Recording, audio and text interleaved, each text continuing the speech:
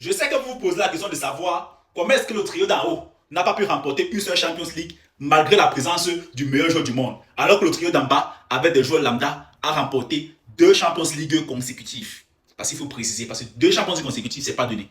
En haut, on avait quelqu'un qui était plus que le président.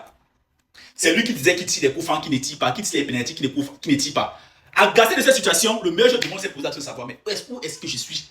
Durant certains matchs, il était tellement agacé. Là, il dit que non, je ne peux pas continuer dans cette situation. C'est mieux que je m'en aille. Il pouvait rester, mais c'était invivable. Et Nasser Khelaïfi, à ce moment, ne parvenait même pas à contrôler son poulain. Il était tellement subjugué par un pseudo-joueur qui a remporté une Coupe du Monde et qui se permet de croire que remporter une Coupe du Monde fait de toi le meilleur joueur du monde.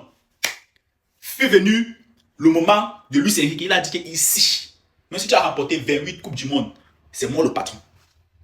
C'est soit tu cours, c'est soit tu bats, c'est soit tu travailles, c'est soit tu te dégages. Il s'est pris la grosse tête là, il dit, bon, moi je m'en vais, hein, je me casse, hein, je m'en bats les couilles. Hein. Il s'en est allé.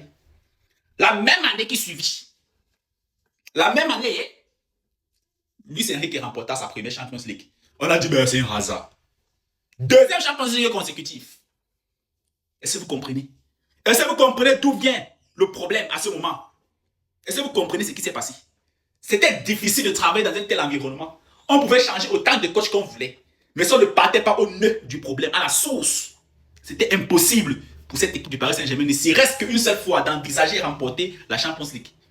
Oui, ils ont percé l'abcès. Et cette fois-ci, deuxième champion consécutif. Est-ce que vous comprenez? Les Madrilènes, si vous voulez, n'imitez pas la tactique de Luis Enrique. Vous allez souffrir. Nous, on sera là pour vous appuyer. Notez ça, abonnez-vous pour le nouveau.